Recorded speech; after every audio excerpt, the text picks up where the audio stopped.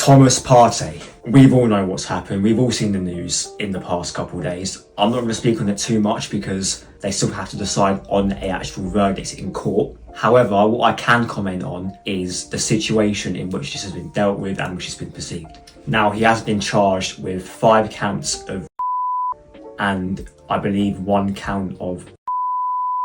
Now, like I said, this is not me saying that he actually done it, because we've seen cases such as Benjamin Mendy not, proved not to be guilty and actually to prove to be innocent. And we know how damaging that was to not only his career, but also to his, brand, his personality. But what we can have a look at really is the way that Arsenal have dealt with this. I'll go back to the beginning of Arteta's reign. Ozil spoke about what he spoke about.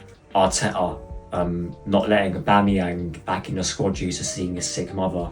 The kit man El Neni speaking on the whole Palestine thing, but keeping this in-house, this whole thing with Partey. And I do find it mad convenient how this has all been let out straight after he's no longer an Arsenal player. I've not seen a statement from Arsenal at all. Maybe there has been one. At the time of recording this, there hasn't been one. However, Arsenal are really smart here because he's no longer a player of the club, he's no longer in contracts and obliged to be paid by Arsenal. There's probably not going to be a statement. Now, whether there has been one that's come out as of after I'm recording this or editing this, maybe there has been one. However, it's going to be along the lines of we cannot comment on the player due to it being a ongoing court case, so on and so forth. But yeah, we just have to wait and see what happens because he's not been found guilty of anything. However, the facts that the police have had and the CPS in the UK have had enough evidence to gather for charges to be made, it's looking bad for him. And the club knew about this. Let's not get it twisted. And it's crazy.